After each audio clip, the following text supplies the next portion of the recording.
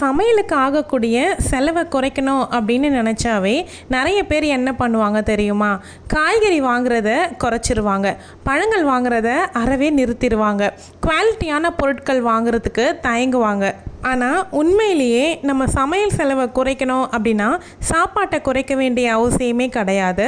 அதுக்கு பதிலாக நம்ம சமையல் செய்கிற முறையில் ஒரு சில சின்ன மாற்றங்களை பண்ணோம் அப்படின்னாவே போதும். இன்றைக்கி சமையல் செலவை குறைக்கிறதுக்கு நான் ஃபாலோ பண்ணக்கூடிய பழக்கங்களை உங்கள் கூட ஷேர் பண்ணிக்க போகிறேன். இந்த பழக்கங்களால் செலவு குறையிறது மட்டும் இல்லை, நம்மளுடைய நேரம், உழைப்பு, ஃபுட் வேஸ்ட்டு இது எல்லாமே குறையும். என் அன்பு சகோதரிகளுக்கு வணக்கம். நான் பிரியா. இதுதான் மனிதியின் குரல். ஃபஸ்ட்டு விஷயம் என்ன அப்படின்னா, இப்போ ஒரு காய்கறி வாங்குகிறோம் அப்படின்னா அந்த ஒரு காய்கறி ஒரு சமையலுக்கு மட்டும் பயன்படுத்த மாட்டேன். ஒரு 1/2 கிலோ காய்கறி வாங்குகிறேன் அப்படின்னா அதை பொரியலுக்கும் பயன்படுத்துவேன், குழம்புக்கும் பயன்படுத்துவேன், கூட்டு வைக்கணும் அப்படின்னாலும் பயன்படுத்துவேன், இல்லைனா வெரைட்டி ரைஸ் பண்ணணும் அப்படின்னாலும் அதுக்குமே யூஸ் பண்ணுவேன். ஒரு காய்கறியை 3 டிஷ்ஷாக பிரித்து செய்யும் பொழுது நமக்கு வெரைட்டியாக சாப்பிட்ட மாதிரியும் இருக்கும், காய்கறி செலவும் நமக்கு குறையும். ட்ரை பண்ணி பாருங்கள். இப்படி தான் நான் பண்ணுவேன். ஒரு கேரட்டை வாங்குகிறேன் அப்படின்னா கேரட் பொரியலும் பண்ணலாம், கேரட் சாம்பார் கூட வைக்கலாம், கேரட்டில் குருமாக்கு போடலாம், கேரட் ரைஸும் பண்ணலாம், கேரட் கூட்டும் பண்ணலாம். அந்த மாதிரி தான் நம்ம ஒரு காய்கறியை நல்லா இந்த மாதிரி பிரித்து எத்தனை விதமாக செய்ய முடியுமோ செஞ்சுக்கலாம். அதுவே சீசனலில் கிடைக்கக்கூடிய காய்கறியை இந்த மாதிரி நம்ம ஸ்ப்ளிட் பண்ணி செஞ்சோம் அப்படின்னா நமக்கு செலவு ரொம்ப ரொம்ப கம்மியாகும். சீசனலில் கிடைக்கிற வெஜிடபிள்ஸை சாப்பிட்ட திருப்தியும் நமக்கு கிடைக்கும். இப்படி ஒரு காய்கறியை பல விதமாக யூஸ் பண்ணும்பொழுது நமக்கு அதை வேஸ்ட் பண்ணவே மாட்டோம். நெக்ஸ்ட் விஷயம் என்ன அப்படின்னா, ஒரு சிலருடைய வீட்டில் எல்லா நாளும் ஹோட்டல் சாப்பாடு மாதிரி நல்ல வகை வகையாக இருக்கணும் அப்படின்னு நினைப்பாங்க. என்ன அப்படின்னா, சாதம், ரசம், மோர், 2 வகையான பொரியல், கூட்டு, அப்பளம், இந்த மாதிரி நிறைய வெரைட்டிஸ் செய்வாங்க. நம்ம வீட்டில் அந்த மாதிரியெல்லாம் கிடையாது. நான் ஒரு குழம்பு வைக்கிறேன் அப்படின்னா அதுக்கு தயிர் எப்போவுமே கூட வச்சுக்குவேன். அப்படி இல்லை அப்படின்னா ரசம் முந்தைய நாள் இருந்தது அப்படின்னா அதோடையே விட்டுருவேன். ஒரு வகையான பொரியல் மட்டும்தான் செய்வேன். சில சமயங்களில் பொரியல் செய்ய முடியல அப்படின்னா கூட நாங்கள் ஒரு அப்பளமோ இல்லை ஊறுகாவோ வச்சு சாப்பிட்டுக்குவோம். உடம்புக்கு முடியாத நேரத்தில் அப்படி பண்ணிக்குவோம். எல்லா நாளுமே ஒரு பொரியல் அப்படிங்கிறது கட்டாயமாக இருக்கும். இந்த விஷயத்தையும் நம்ம கொஞ்சம் மாற்றிக்கிட்டோம் அப்படின்னா நம்மளுடைய உணவு பழக்கமும் மாறும், அதிகமான ஃபுட் வேஸ்ட்டும் ஆகாமல் இருக்கும், நம்மளுடைய செலவும் பாதியாக குறையும். சிம்பிளான சமையலாக இருந்தாலும் பேலன்ஸ்டாக இருந்தாவே போதும் தாங்க. நான் முதல்ல சொன்ன மாதிரி சீசனலான காய்கறிகள் தான் அதிகமாக வாங்குவேன். அதாவது கடைக்கு போயிட்டு லிஸ்ட்டு அங்கே போய் தான் மேக் பண்ணுவேன். காய்கறிக்கு மட்டும் அந்த மாதிரி தான். எந்த காய்கறி விலை மலிவாக அந்த நேரம் கிடைக்குதோ அது எல்லாத்தையும் வாங்கி, இப்போ நம்ம வீட்டில் இருந்தே காய்கறிக்கு லிஸ்ட்டு எடுத்துகிட்டு போகிறோன்னு வச்சுக்கோங்களேன். அந்த நேரம் கேரட் நம்ம எழுதிருப்போம் நம்ம லிஸ்ட்டில். கேரட் வழக்கத்தை விட அதிகமான விலையாக இருக்கலாம். பட் நம்மளுடைய மைண்ட் என்னென்னா, நம்ம லிஸ்ட்டில் நம்ம கேரட் எழுதியிருக்கோம் ஆனால் கண்டிப்பாக அதை வாங்கிடணும் அப்படிங்கிறது மட்டும்தான் இருக்கும். அதே விலைக்கு பாதி விலையில் வேற ஒரு காய் இருக்கும், அது நல்ல ஹெல்தியானதாகவும் இருக்கும், கேரட்டுக்கு ஈக்குவலான ஹெல்திஸ்ட் அதுலேயுமே கிடைக்கும். ஆனால் அதை வாங்க மாட்டோம். நம்ம லிஸ்ட்டில் இருக்கக்கூடிய டபுள் விலையில் இருக்க கேரட்டை தான் வாங்குவோம். அதனால் காய்கறி வாங்கும்பொழுது எப்போதுமே நீங்கள் அங்கே போயிட்டு அங்கே சீசனலாக எந்த காய்கறி விலை கம்மியாக கிடைக்குதோ அந்த காய்கறிகள் வாங்கி நிறைய சமைச்சு கூட சாப்பிட்டுக்கலாம். எப்போவுமே என்ன வெஜிடபிள்ஸ் கம்மியாக கிடைக்குதோ அதை வாங்கிட்டு அதுக்கு ஏற்ற மாதிரி தான் நான் மீல் பிளான் ரெடி பண்ணுவேன். அடுத்த பாயிண்ட் கண்டிப்பாக மீல் பிளான் இருந்துச்சு அப்படின்னா உங்களுடைய சமையல் செலவு கண்டிப்பாக குறையும். என்ன சமைக்கலாம் அப்படிங்கிறத யோசிக்க ஆரம்பித்து அதுலேயே 3/4 மணி நேரம் வேஸ்ட் பண்ணிவிட்டு லாஸ்ட் மினிட்ல உண்மையாகவே ரொம்ப சிம்பிளாக எதை செய்ய முடியுமோ அதை தான் நம்ம செய்வோம். முன்கூட்டியே பிளான் இல்லாததுனால நம்ம எந்த ப்ரீ பிளானும் செஞ்சு வச்சுருக்க மாட்டோம். எதனாவது காய்கறிகள் நறுக்கணும் அப்படின்னா கூட நமக்கு அந்த நேரம் டைம் இருக்காது. சிம்பிளான சமையல் தான் செய்கிற மாதிரி இருக்கும். அப்படியும் இல்லை அப்படின்னா கண்டிப்பாக ஹோட்டலில் வாங்கிடலாம் அப்படிங்கிற மைண்ட் தாட்டுக்கும் வந்துடுவோம். செலவை குறைக்கிறத பற்றி எத்தனை வீடியோவில் நான் பேசினாலும் கூட இந்த மீல் பிளான் பண்ணுங்க அப்படிங்கிறத ரிப்பீட் பண்ணிக்கிட்டே தான் இருப்பேன். ஏன்னா இது அந்த அளவுக்கு பெனிஃபிட் உடையது. ஒரு சிலருடைய மைண்ட் செட் இருக்கும், அப்பப்போ யோசித்து பண்ணுறதே ஓகேவாக தான் இருக்குது, இதுக்கு எதுக்கு ஒரு நாள் ஃபுல்லாக உட்காந்து ஒரு வாரத்துக்கு என்ன சமைக்கணும் அப்படின்னு மண்டையை பிச்சுக்கணுமா அப்படின்னு யோசிக்கிறவங்க இருப்பாங்க. இதனால் அப்படி என்ன தான் கிடைக்க போகுது, என்ன பெருசாக காசு மிச்சமாக போகுது அப்படின்னு நினைப்பாங்க. இதனால் நம்ம ஒரு ரேண்டமாக ஷாப்பிங் பண்ணுற ஹேபிட்டுங்கிறது நமக்கு குறையும். நம்மளுடைய மீல் பிளானில் என்னெல்லாம் இருக்குது, அதுக்கு தேவையான பொருட்கள் நம்ம வீட்டில் இருக்கா அப்படிங்கிறத செக் பண்ணிப்போமே ஒழிய ரேண்டமாக இது எல்லாமே தேவைப்படும் அப்படின்னு நினச்சி ஷாப்பிங் பண்ணுற ஹேபிட் வந்து நமக்கு குறையும். அதனால் நம்ம பணம் வந்து மிச்சமாகும். அடுத்தது ஃபுட் வேஸ்ட்டுங்கிறது கொஞ்சமும் ஆகாது.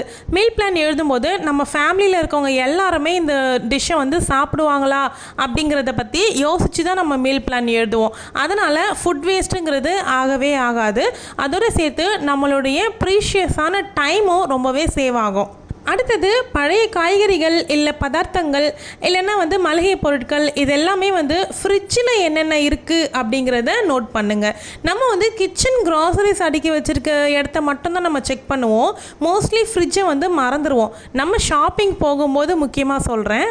அதனால் நீங்கள் மளிகை பொருளோ இல்லை காய்கறியோ பழங்களோ எது வாங்க போனாலும் கூட நீங்கள் மளிகை பொருள் அடுக்கி வச்சுருக்க ரேக்கை மட்டும் செக் பண்ணுறதை விட்டுட்டு நீங்கள் ஃப்ரிட்ஜில் ஏதாவது வச்சுருக்கீங்களா அப்படிங்கிறத பார்த்தியும் செக் பண்ணிக்கோங்க.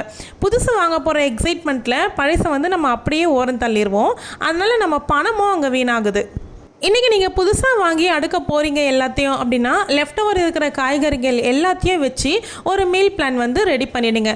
ஒரு 2 நாளைக்கு அந்த காய்கறிகளை யூஸ் பண்ண முடியும் அப்படின்னா அந்த 2 நாளுக்குள்ளே காலி பண்ணிவிட்டு புதுசாக வாங்கிட்டு வர்றதை அதுக்கப்புறம் யூஸ் பண்ணுறதுக்கு பழகிக்கோங்க. லெஃப்ட் ஓவர் ஃபுட்டுக்கு புதிய வாழ்க்கையை கொடுக்கறதுக்கு பழக்கப்படுத்திக்கோங்க.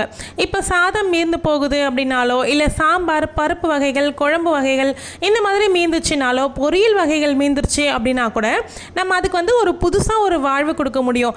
இப்போது அதுக்கு குறிப்பாக சொல்லணும் அப்படின்னா இட்லி மீந்துருச்சு அப்படின்னா நம்ம இட்லி உப்புமா செஞ்சு சாப்பிடுவோம். சப்பாத்தி மீந்துருச்சு அப்படின்னா கொத்து சப்பாத்தி செஞ்சு சாப்பிடலாம். அப்படி இல்லை அப்படின்னா சப்பாத்தி நூடுல்ஸ் மாதிரி செஞ்சு கூட நம்ம சாப்பிடலாம். இந்த மாதிரி லெஃப்ட் ஓவர்ஸை நம்ம புது டிஷ்ஷாக மாற்றிட்டோம் அப்படின்னா வீட்டில் உள்ளவங்களுக்கும் தெரியாது, நம்மளும் வந்து யூஸ் பண்ணிட்ட ஒரு திருப்தி நமக்கு கிடைக்கும். குறிப்பாக சாதம் மீந்துச்சு அப்படின்னா கூட சில வீட்டில் வந்து கீழே கொட்டிடுவாங்க. அதை வந்து திரும்பவும் சுடுதண்ணி ஊற்றி நம்ம வடித்து சாப்பிட்டுக்கலாம். அப்படி இல்லை அப்படின்னா பழைய கஞ்சி மாதிரி நம்ம தயிர் ஊற்றி சாப்பிடலாம். இந்த மாதிரி வேஸ்ட் பண்ணாமல் சாப்பிட்டுட்டோம் அப்படின்னா நமக்கு வந்து பணம் மிச்சமாகும். நம்மளுடைய ஹெல்த் அதனால் பெருசாக ஒன்றும் பாதிக்க போகிறது கிடையாது. சமைக்கிறது ஏதோ ஒன்று மீந்து போயிடுச்சு அப்படின்னா அச்சோ அது மீந்து போயிடுச்சே அப்படின்னு நினைக்காம அடுத்த சமையல் சமைக்கிறதுக்கு நமக்கு இன்க்ரீடியன்ட்ஸ் ரெடி ஆயிடுச்சு அப்படிங்கிறத நினச்சிக்கோங்க. அடுத்த விஷயம் என்ன அப்படின்னா நம்ம எப்போயாவது ஒரு தடவை தான் ட்ரை பண்ணுவோம் அப்படிங்கிற ரெசிபிக்கு தேவையான பொருட்களை அதிகமாக வாங்கி வச்சு குவிக்க மாட்டேன். அதுக்கு பதிலாக ரெகுலராக என்னென்னலாம் எனக்கு அதிக குவான்டிட்டியில் தேவைப்படுமோ அதை நான் பல்காக வாங்கி வச்சுக்குவேன். அப்புறம் ஃப்ரிட்ஜில் நீங்கள் ஃப்ரீசர் செக்ஷனை யூஸ் பண்ணுவீங்க அப்படின்னா அதை நீங்கள் சூப்பராக யூஸ் பண்ண முடியும். தேங்காய் துருவி வச்சுக்கலாம். இது எல்லாமே எங்களுக்கு தெரியுமே, நீங்கள் புதுசாக ஏதாவது சொல்லுங்கள் அப்படின்னு நினைக்கிறவங்களும் இருப்பீங்க.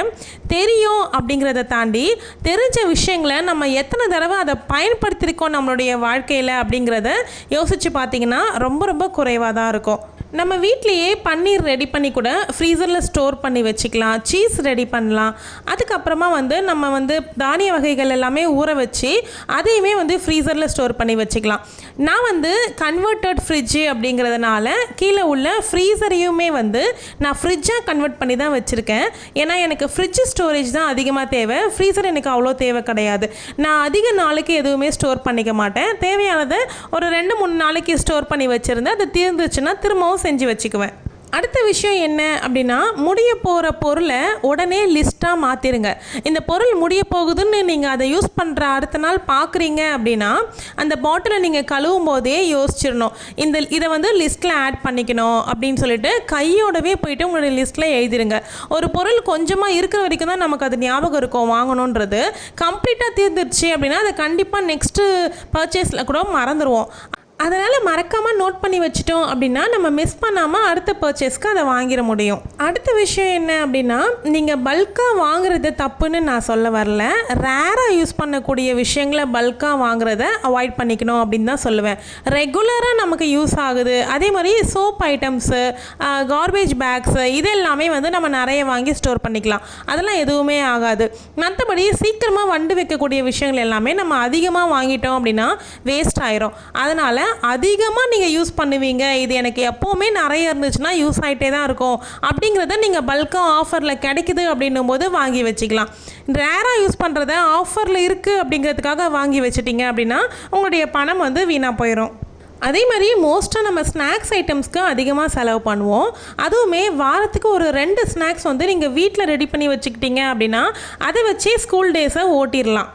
அவ்வளோதாங்க. நம்ம சமையல் செலவு குறையணும் அப்படின்னா நம்ம வந்து கம்மியாக சமைக்கணும், கம்மியாக சாப்பிடணும் அப்படிங்கிறது கிடையாது. கொஞ்சம் புத்திசாலித்தனமாக நம்ம செயல்பட்டோம் அப்படின்னா நிச்சயமாக செலவுகளை குறைக்க முடியும். சின்ன சின்னதாக நம்ம செய்யக்கூடிய மாற்றங்கள் தான் நம்மளுடைய நேரத்தையும் பணத்தையும் மனநிலைமையும் மிச்சப்படுத்துது. இந்த விஷயங்களில் நீங்கள் எந்த ஹேபிட்ஸை ஃபாலோ பண்ணணும் அப்படின்னு நினைக்கிறீங்களோ அதை பற்றி கமெண்ட்டில் ஷேர் பண்ணிக்கோங்க. நான் தலையில் வச்சுருந்த ஆர்டிஃபிஷியல் ஃப்ளவர்ஸ் உங்களுக்கு வேணும் அப்படின்னா ஸ்க்ரீனில் இருக்க வாட்ஸ்அப் நம்பருக்கு காண்டாக்ட் பண்ணி புக் பண்ணிக்கோங்க. இந்த வீடியோ யூஸ்ஃபுல்லாக இருந்தால் வீடியோ லைக் பண்ணிக்கோங்க. மனதின் குரல் சேனலை சப்ஸ்கிரைப் பண்ணிக்கோங்க.